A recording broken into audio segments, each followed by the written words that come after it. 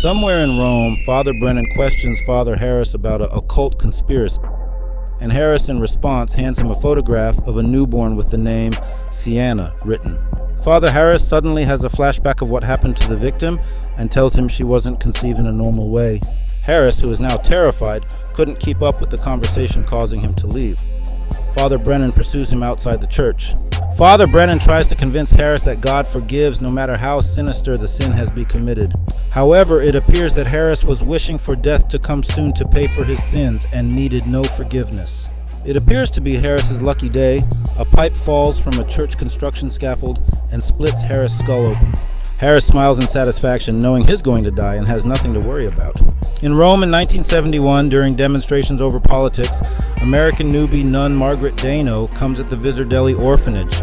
She visits Cardinal Lawrence, Father Gabriel, Abbess Silva, Sister Angelica, and the roommate and fellow novice Luz. Luz dresses Margaret up for the night out, but Margaret was not comfortable with the dress code.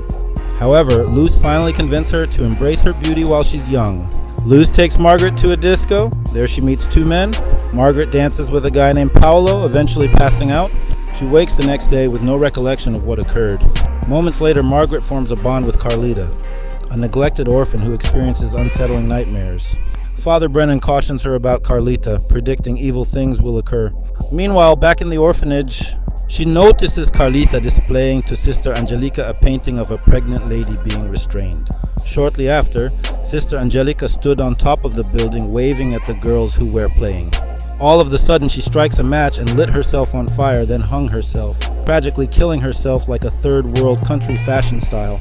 Margaret meets Father Brennan, and he explains that radicals within the church, anxious to reclaim power in the face of secularism, plan to organize the birth of the Antichrist in order to instill terror and push individuals back to the church, with Carlita set to be his mother. Okay, guys, let me explain, since that was a long sentence, meaning the devil will have to smash Carlita to have a child. After his explanation, Scary Cat Margaret thinks he's crazy. On a field trip, while Margaret was walking and hanging out with Carlita, she experienced demonic hallucination. Then all of a sudden, brawl breaks outside. Turns out it was a protest. Everybody was evacuated. Same day, Abbess Silva delays Margaret's vows and orders her to remove herself from Carlita, due to the fact she thinks Margaret hasn't been acting normal. In other words, she thinks she's crazy. Later that night, she runs into Paolo. It appears Paolo was terrified for some reason and didn't feel like talking. He instructs her to look for the mark before being pancaked to a wall building from an approaching truck. As time went by, Margaret discovers a secret underground chamber and a collection of subject files called Sienna in the abbess's office. They show images of dysmorphic babies, all having a birthmark in the shape of 3 sixes, with Carlita being the only one to survive to adolescence. Margaret tries to run with Carlita, but she is apprehended. While she's apprehended, Margaret discovers the mark on Carlita's palate before being arrested. Father Gabriel releases Margaret, and they investigate the stolen data with Father Brennan, revealing that another baby survived. Margaret discovers the mark on her own scalp and recalls being forcibly conceived in a satanic ritual the night she blacked out at the disco.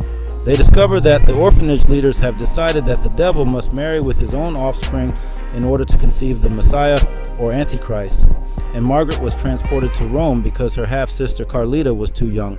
They travel to a doctor who may terminate the pregnancy, but another automobile collides with theirs on the way, rendering everyone unconscious except for Margaret, who staggers out of the car as her body expands with the pregnancy. Moments later, she awakens tied to a hospital bed and gets welcomed by Cardinal Lawrence, the conspiracy's leader. The cardinal and the other accomplices observe as she delivers birth to 2 babies via cesarean section, a girl and a boy, with the latter being proclaimed to be the Antichrist. Margaret pulls a fast one, striking Cardinal Lawrence, but is unable to bring herself to murder her son. In a blink of an eye, Luz strikes Margaret as the villains depart with the son, setting fire to the chamber to mask their tracks. Carlita rescues Margaret and her little girl, then she notices a demonic jackal wailing amid the flames. The infant boy is delivered to American diplomat Robert Thorne to covertly replace the kid that his wife Catherine allegedly miscarried. Years later, Margaret lives in isolation in the mountains with Carlita and her daughter, forming a loving family. Brennan pays a visit, and Margaret welcomes him with a rifle.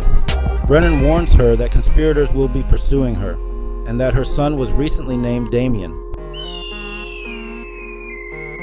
Thanks for watching. If you like recaps like this, don't forget to like or subscribe to this channel. Again, thanks for watching.